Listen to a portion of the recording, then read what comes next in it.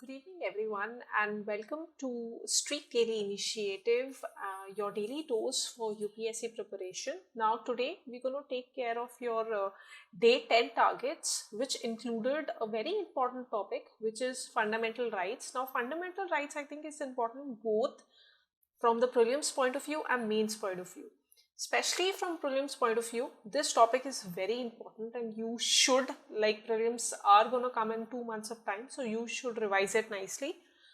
So let's look into the two mains question from this particular topic, and before we do that, again do register on the link that is provided in the section below. Through this link, you'll be able to access a lot of different PDF material that is freely accessible on our website, and again that will be available on your portal after you register on it.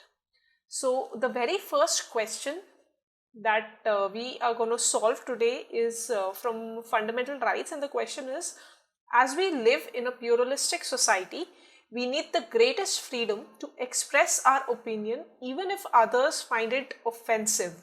Do you agree? Now, this particular question has a lot of current related relevance. Nowadays, we see a lot of time that a lot of people raise voices that my religion is, my religious beliefs are offended because of so and so entertainment movie. My sentiments, my cultural sentiments are offended because of so and so comments made by some particular person. So this particular idea is so much relevant from the current point of view that you should have formed your opinion on this particular topic, not only from mains point of view but also from interview point of view, I think. So let's look at what the introduction, body and conclusion should be. So in the introduction, what we're going to talk about is, since the question was about freedom of expression, so we have our article 19 with respect to it. So that is the first thing that we're going to talk about in our introduction. We're going to introduce with the idea of freedom of right of expression, article 19, and also what we're going to talk about is there are some restrictions that are actually present in the constitutional provision that are placed upon this particular freedom, because we all know that the right to freedom of expression is not an absolute right, right? So there are certain kind of restrictions in the form of, say, security of the state, also incitement, defamation, decency and morality. So there are a couple of restrictions that are placed upon this particular right. So that all that elements, draw a small diagram, bring in that elements of restriction so that you cover a holistic introduction towards this particular article. Next thing that we're going to talk about is what is this link to pluralistic society, right? Because if you look at the question here, it says that as we live in a pluralistic society, and that is why what we need is the greatest freedom of expression. So link here, basically, if you understand it, that in a pluralistic society, it is very important that each and every section is able to express their viewpoint in a very elaborate manner. So that is the ideology that is behind this particular statement, and that is why they are, pointing upon that idea that more and more freedom of expression to every individual should be there, and people should try to take less offend on them. So you give me that introduction, particularly in the initial part only, because then we're going to talk about in detail whether this freedom of expression should be completely absolute or not. That is the idea that we're going to talk about in our body. So the first argument that we're going to talk about is, should we have absolute freedom of expression? All right, that was the first part of the question, where they said that greatest freedom to be given, right? So this portion is going to talk about this greatest freedom. Why do we need this? So like I talked initially, that this is a lot of current related topics, like we've had movies. If you could remember, there was this Padmavat issue recently, Tandav movie, that was a news. There have been a lot of cartoon artists who've been arrested for this particular freedom of expression versus the offended kind of argument that has been there. So a lot of news that is there, right?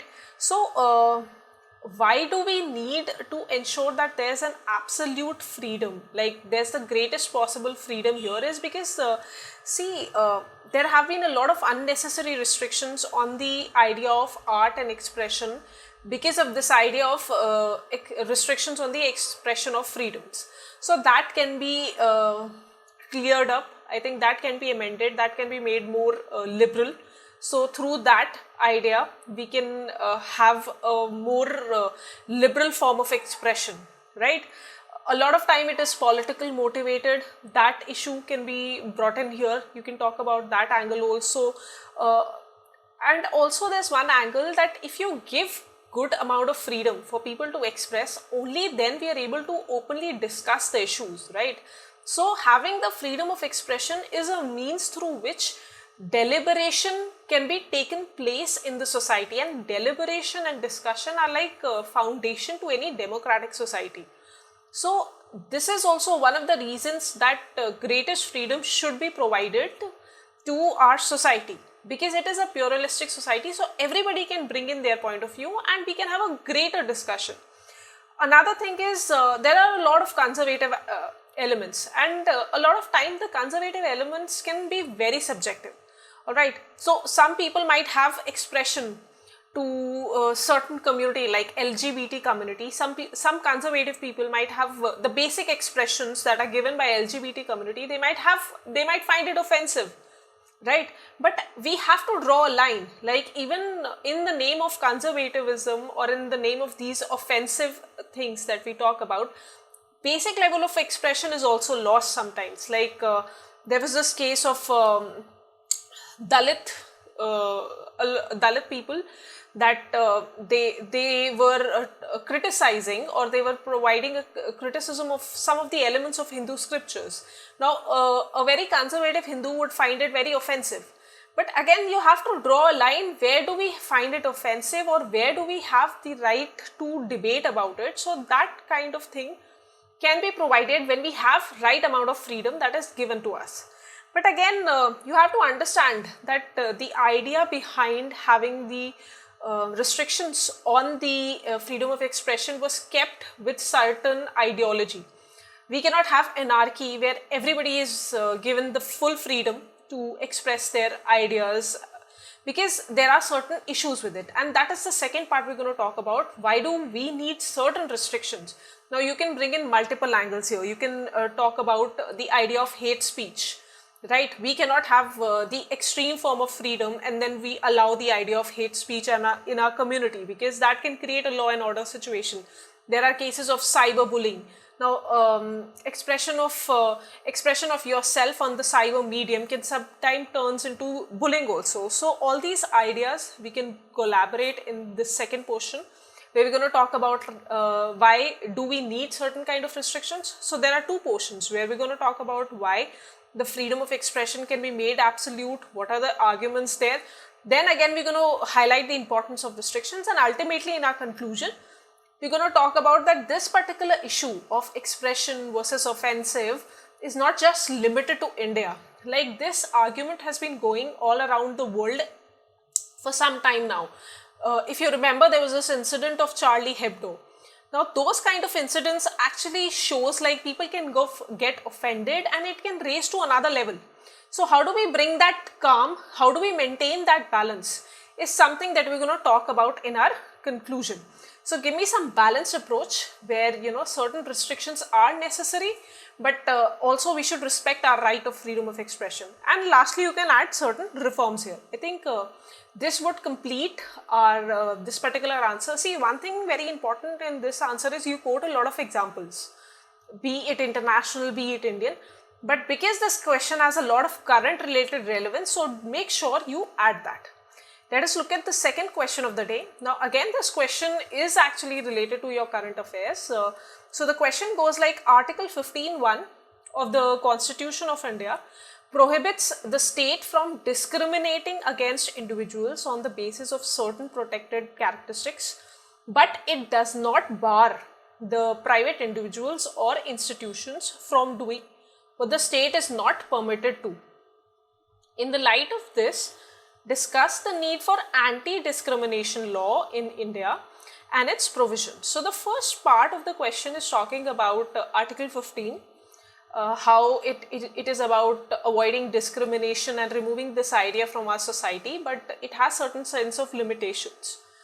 And in order to overcome that particular limitations, right now, I think from certain few years, we've been hearing about this particular bill, anti-discrimination bill, which can help to overcome the lacuna that is present there in the Article 15. So this question is basically revolving around this idea. Again, this is very much relevant to our current affairs. What we can start in our introduction is, let's talk about Article 15, because the question starts with Article 15. Tell me what this article is all about. Shed some light upon, this particular article talks about how you should not discriminate on the basis of, say, religion, caste, race, or your sex, or your sex, or your place of birth. So all these ideas are there which prevent the state from creating any kind of discrimination. Again, the second element, where at private level, this discrimination is not present.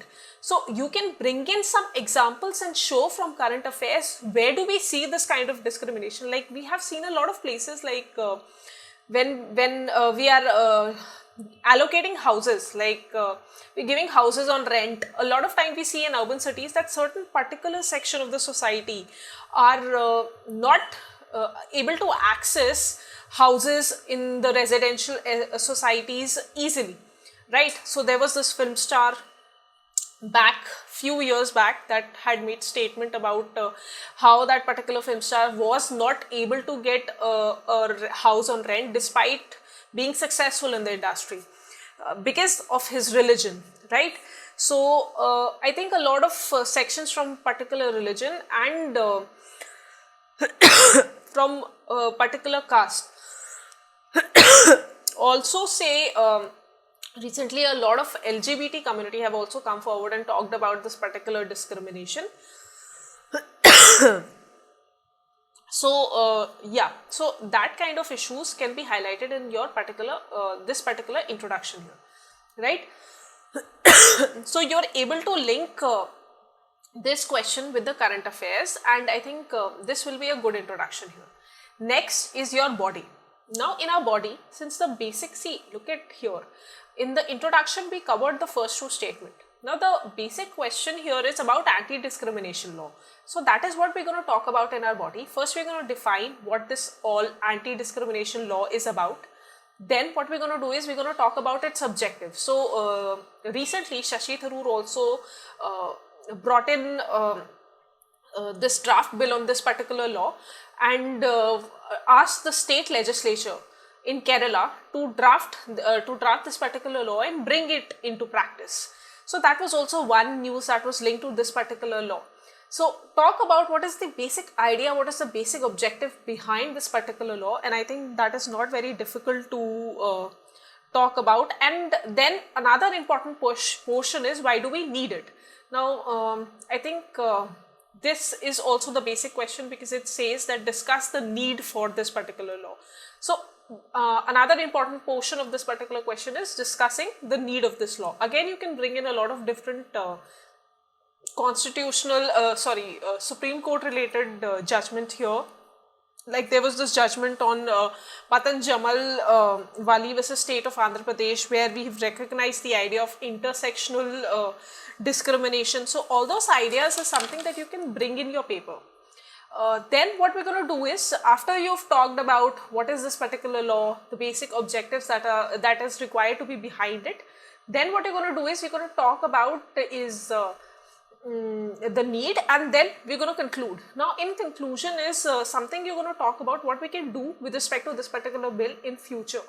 So you can bring in certain committees as well, like there was this Sacha committee with respect to it. There was also this expert group on equal opportunity of commission, which was headed by Madhava Menon. So you can bring in that elements also. But basically, if you're trying to bring this particular law, we need a draft idea behind it. So that work needs to be done. We need the right kind of institutional setup, like a commission, which can make sure this particular bill works in the right way and people are adhering to it, right kind of reports can be made on it. And finally, there has to be an affirmative action which can help to protect the marginalized section with respect to this particular bill. So all these portions I think can cover this particular idea, and yeah, after you've done this, I think you're good to go. And I guess, guys, that was 2 questions for day 10, and I hope you were able to attempt them, you were able to write good answers. Any other doubts you have, you can put it in your comment, put it in our comment section. And if you like our analysis and if you want to be part of our team, then what you can do is you can look into some mains program. If you want to look for something that you're preparing for 2022, then you can look into MEP 2022. And if you want personalized guidance, then there are also 2 programs, Super 50 MEP and Smash Mains. So that's all, guys. All the best and keep studying. Thank you. Subscribe to our YouTube channel and press the bell icon on the YouTube app and never miss another update from Civilsdaily.